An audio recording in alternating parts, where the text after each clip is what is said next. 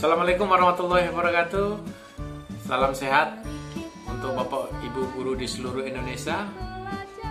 Apakah Bapak Ibu guru dalam kondisi sehat? Mudah-mudahan kita selalu diberikan kesehatan oleh Tuhan Yang Maha Esa, Allah Subhanahu wa taala. Perkenalkan, nama saya Mariono. Saya berasal dari SMA Negeri 1 Singkep, Kabupaten Lingga, Provinsi Kepulauan Riau. Izinkanlah saya melaksanakan kegiatan pengimbasan dari kegiatan pelatihan saya yang dilaksanakan oleh Kementerian Pendidikan, Kebudayaan, Riset, dan Teknologi untuk program Guru Belajar dan Berbagi seri Semangat Guru, yaitu kegiatan keterampilan non-teknis dalam adaptasi teknologi. Setiap tantangan selalu ada kesempatan untuk belajar, bertumbuh untuk lebih tangguh lagi. Ayo belajar kemampuan non-teknis untuk mendukung penggunaan teknologi dalam kegiatan belajar mengajar. Aplikasi teknologi dalam dunia pendidikan akan berdampak yang lebih besar jika diaplikasikan dengan kolaborasi, cara berpikir kritis, kreativitas, dan komunikasi yang lebih baik. Langkah-langkah dalam kegiatan mengikuti pelatihan ini, yang pertama, peserta diharapkan mendaftar di portal Guru Belajar Berbagi melalui SIM PKB masing-masing guru. Tahap kedua, peserta mengikuti pelatihan yang terdiri dari 6 pelajaran. Tahap ketiga, peserta mendapatkan sertifikat setelah mengerjakan semua tugas dan kuis dengan total 32 CP. Untuk 6 mata pelajaran yang harus kita selesaikan dari masing-masing sesi ke-6 pelajaran tersebut, yaitu tangguh dan teknologi. Yang kedua, berpikir kritis dan teknologi. Yang ketiga, konten, teknik, dan penceritaan. Yang keempat, komunikasi efektif. Yang kelima, persiapan penerapan kelas campuran. Yang keenam, kolaborasi dan dampaknya di dalam proses pendidikan. Kita mulai untuk pembelajaran yang pertama atau materi pertama, yaitu resiliensi atau tangguh dan teknologi. Resiliensi yaitu kemampuan seseorang untuk bangkit setiap kali mengalami desakan kemunduran atau bahkan kegagalan. Kita tahu bahwasanya potensi yang sungguh luar biasa, yaitu teknologi dalam meningkatkan proses pembelajaran. Namun kita tahu dalam proses pembelajaran untuk mencapai tingkat-tingkat yang memanfaatkan teknologi ini dibutuhkan waktu yang cukup panjang. Disinilah mungkin Bapak Ibu guru perlu menjadi resiliensi atau mungkin kurang tangguh untuk menghadapi tantangan teknologi ini. Maka untuk menghadapi ini diperlukan sebuah kerangka untuk mengikuti proses pembelajaran atau untuk menjadi lebih tangguh di dalam menerapkan teknologi di dalam proses pembelajaran. Proses ini dikenal dengan namanya SAMR atau SAMR. Apa itu SAMR? Mari kita saksikan bersama-sama. SAMR adalah suatu kerangka yang mengilustrasikan tingkat kematangan seseorang untuk memanfaatkan teknologi dalam proses pembelajaran.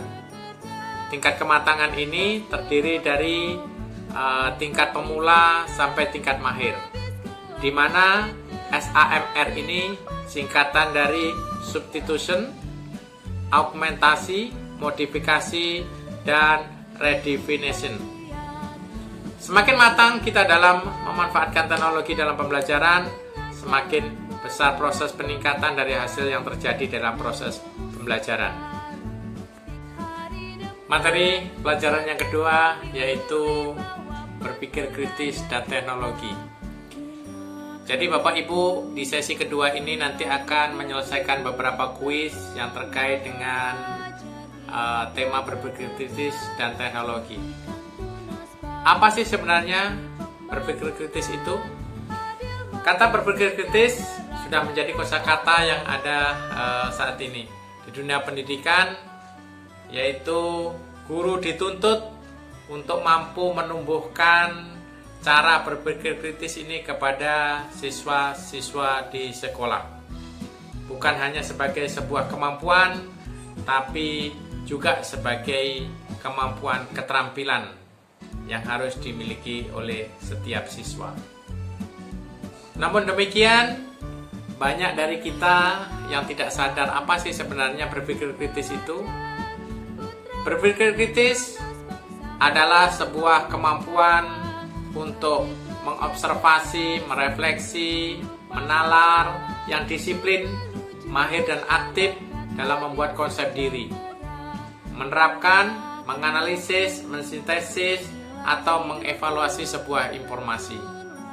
Kaitan berpikir kritis dalam proses pembelajaran teknologi adalah teknologi sebagai mitra di dalam cara kita untuk berpikir kritis.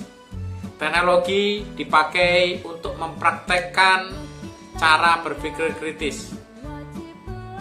Sesi yang ketiga yaitu konten teknik bercerita.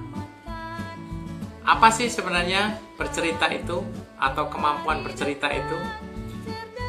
Kemampuan bercerita yaitu kesanggupan atau kekuatan yang dimiliki oleh setiap individu untuk menyampaikan sebuah gagasan atau ide secara lisan maupun tulisan yang mengisahkan tentang sebuah perbuatan atau pengalaman atau sebuah kejadian.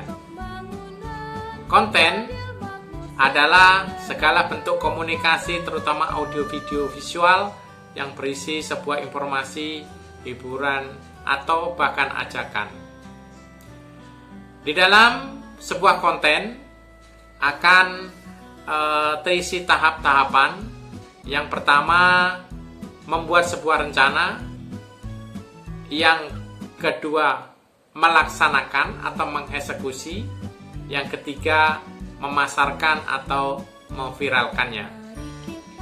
Kaitan konten dan teknik bercerita ini dalam proses pembelajaran sangat penting, terutama di dalam sebuah keterapikan atau baiknya sebuah konten, yaitu dibutuhkan sebuah teknik bercerita yang baik.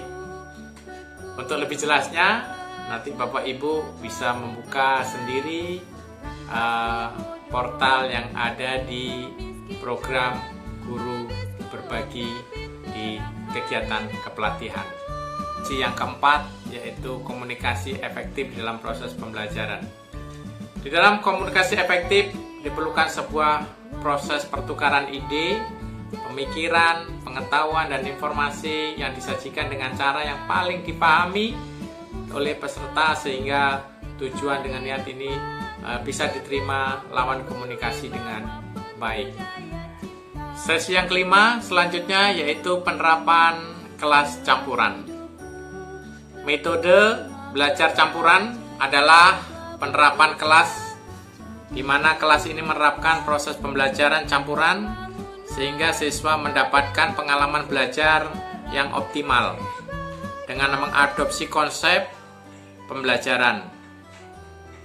Penerapan konsep belajar campuran ini atau blended learning ini mempunyai 4 ciri. Yang pertama, di dalam proses pembelajaran ini menerapkan konsep pembelajaran asinkron, di mana siswa atau murid memungkinkan untuk bisa mengatur waktu, tempat, alur, dan tempo proses pembelajarannya. Ciri yang kedua, setidaknya di dalam proses sinkron atau pendampingan guru pada suatu waktu dengan moda belajar tertentu. Yang ketiga, ciri yang ketiga yaitu konsep menggabungkan beragam modalitas program atau mata pelajaran menjadi suatu pembelajaran yang terintegrasi.